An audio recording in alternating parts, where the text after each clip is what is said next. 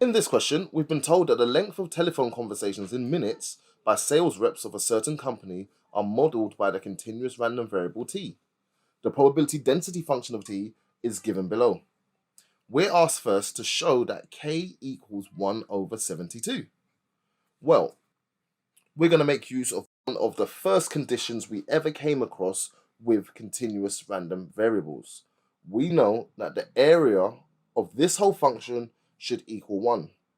We would find the area by integrating in between the smallest valid value and the largest valid value.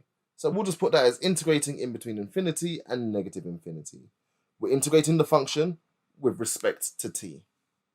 So in this specific case, we're integrating kt in between 12 and 0. Very first thing I'm going to do is to take the k, a constant, outside of the integration, just to give me less complex values to work with. When I integrate t, I get a half t squared, and I'm going to integrate in between 12 and 0.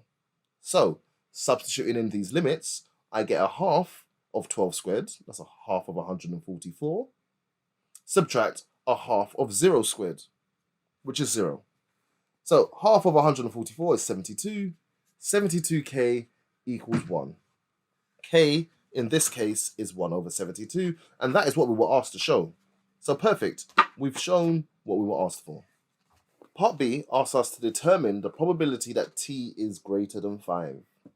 Well, once again, this is one of the original things we found out about continuous random variable. We can find a probability or a range of probabilities by integrating in between those values. So to find the probability that t is greater than 5, we just need to integrate the function in between 5 and 12, in between the values 5 and greater. When we do that, we get similarly 1 over 72, that's our k value on the outside, a half times 12 squared minus a half times 5 squared. So that is going to be a half of 144, subtract a half of 25. This is the point where I first pick up my calculator. All of this goes into the calculator, 119 over 144. Leaving a probability as a fraction is absolutely fine.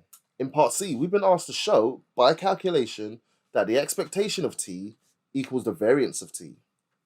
Okay, let's start by actually finding the expectation. In a continuous random variable, we can find the expectation by integrating in between the smallest valid value and the largest valid value, but we're integrating the function multiplied by the variable. In this case, the function multiplied by t.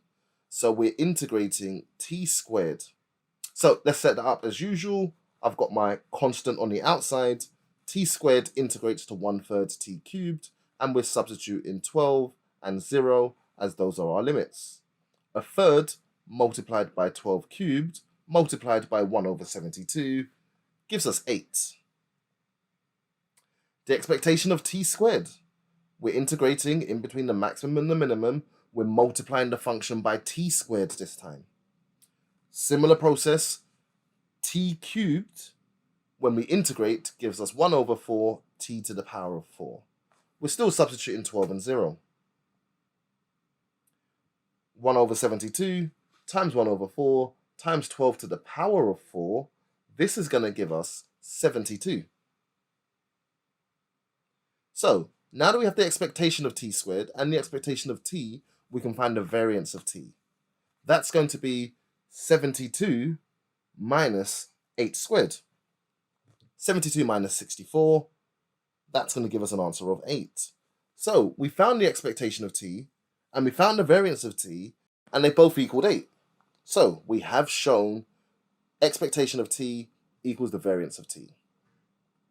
In part D, we're asked to sketch the function for all values of t. So we know the function is going to be linear. We know it's going to have a diagonal line. It's going to be positive gradient. The minimum value for the variable is 6. The greatest value is 12. And we know either by substituting 12 into the function or by just thinking about the area that this triangle is going to need to take. If it has an area of 1 and a width of 12, its height must be 1 over 6. Or we can substitute 12 divided by 72, and we get 1 over 6. Either way, this is the sketch of the continuous random variable. 0 for everything outside of 0 to 12, and it follows this rule, 1 over 72t for all values in between. We're then told that a statistician suggests that the probability density function f of t, as defined above, might not be a good model for t, and we need to give a reason for his suggestion. Okay, let's go back to the context of this question. We were told that t was the number of minutes that a sales rep was on a phone conversation for. Well, according to this model at the moment, short conversations have a very low probability of happening. Long conversations have a higher probability of happening, and it seems to be impossible to have a phone call last longer than 12 minutes. For a number of reasons, this is not likely to be sensible. Firstly, the short phone calls are actually more likely to happen. Some people get an answer to their question very quickly, and then they do come off the phone. Long conversations can happen, but there is no restriction that they must be shorter than 12 minutes. We could have a 1 hour phone conversation if somebody needs that support from the sales rep or from a customer service agent. So actually, we would expect a continuous distribution to begin with, and we would expect it to have positive skew. This distribution at the moment has negative skew, and for the 2 reasons I mentioned before, would not likely be a good model for the length of phone conversation.